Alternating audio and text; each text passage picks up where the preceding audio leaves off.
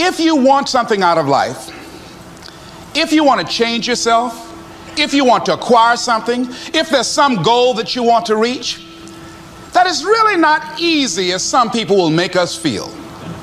That living your dream, changing your behaviors, overcoming negative habits, it's challenging. It's hard. Most people go through life never discovering what their talents are. Most people never develop their talents. They have skills and abilities, but if you don't nurture them, if you don't develop them, they will never serve you. Your gifts can take you many places if you develop your gifts. Most of us don't like to do those things that come easy to us. I've always loved to talk to people. I decided, taking this advice, to develop my skills as a speaker. And my gift has developed and it's taken me many places. You have something that you brought to the universe, and that if you decide that my life deserves my developing this, what I do well, and becoming the best at it, and mastering myself, and seeing what I have within me, if you decide to drop your buckets where you are and develop your gifts, I grant you, you'll never ever be without. I grant you that your gifts will take you places that will literally amaze you. I grant you that if you begin to work to develop your gifts, you'll develop a strong sense of happiness. You'll get a larger vision of yourself, because part of beginning to get a larger vision of yourself, all of us need some area of our lives where we can have a feeling of competence. That people know when they think about this area, that's something you do. That you eat and sleep that. And that you do that, and people know it, and you know it, and you know that you know this. If you don't know anything else, you know this. Can you tell I know what I'm doing? Oh, hello. You know this. So you've got to work on it. When other folk are having a good time, you've got to have the strength of character to concentrate, to read, to digest information. If you decide in any particular area that you're concerned about, to make a conscious, deliberate, determined effort to read one book a month in that area, in 5 years, you'll be among the top 5% experts in the world.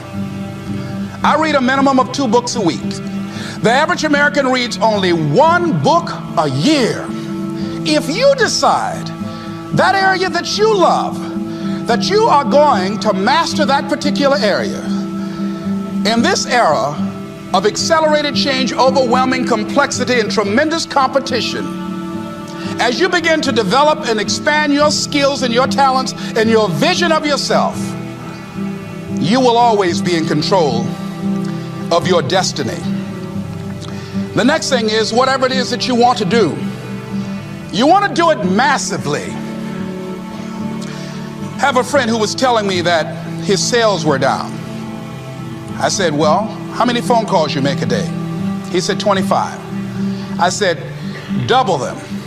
Make 50 or 75 or 100. He said, oh man, that's just too much. What do you mean too much? You behind on your bills? You talking about too much? You know one way to get back on your feet real quick is to miss 2 car payments? You talking about you're tired? There's no competition out here. Decide that you're going to push yourself. Most people won't do that. Most people give up on themselves easily. You know the human spirit is powerful. There's nothing as powerful. It's hard to kill the human spirit. They asked Benjamin Disraeli, a man who became the head of a country at a time when Jews were not allowed out after 10 o'clock. They said, how did you do it? How do you achieve it against such great odds? He said, nothing can resist the will of a people that will stake even their existence on the extent of their purpose for good. That when you have a made-up mind, when you decide that you want to do something, I was reading something the other day, he said, the power to hold on in spite of everything, the power to endure, this is the winner's quality.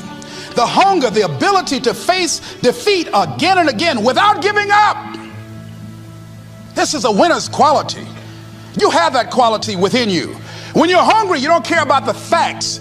You don't care about the odds. Doug Williams played for the Washington Redskins, quarterback. John Elway of the Denver Broncos in the Super Bowl. Everybody was talking about Elway. After the Super Bowl, when Doug Williams made a historic passing game, they asked him, said, how were you able, in spite of all of the negative publicity saying that you couldn't win, how did you do it? He said, I ignored my critics. I just didn't pay any attention to them. I ignored myself because they kept on saying it so much. There were times I doubted whether or not I can do what I needed to do. There's a Doug Williams in everybody here. There's greatness in you.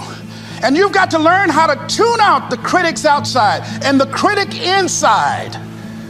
And says, I'm going to do this. I'm going to harness my will.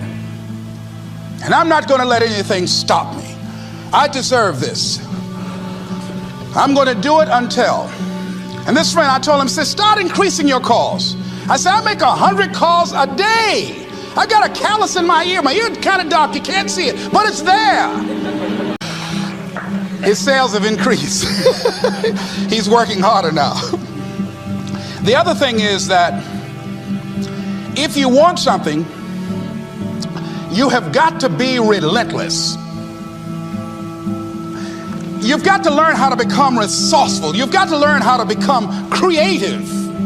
When crises strike in your life, and in the Chinese language, crises mean danger, but it also means opportunity. And this is an opportunity for you to grow.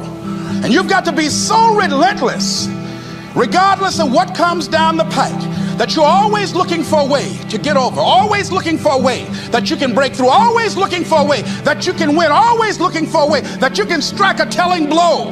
And pretty soon, I think there's some people watching us in the universe that say, wait, let's call a meeting over here.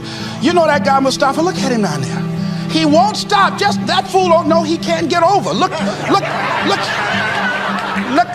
here. Why don't we do this?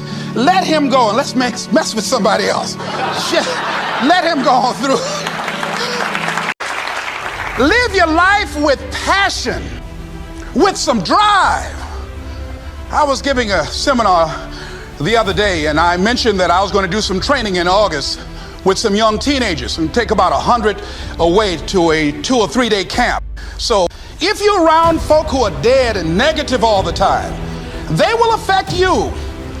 You want people that are around you that have smiles on their faces, looking good. I was telling a group last week, Abraham Lincoln refused to hire a guy because of his face. So you've got to watch your countenance, watch your face. Have an uplifted expression, watch your body posture. All of these things affect you psychically. You got to be the kind of person that you are fearless, holding back, not giving all that we have, not sharing all of ourselves. Most of us go to our graves still holding on rather than releasing it. What are some of those things that keep us from releasing it? Because of past experiences, past defeats, past pain.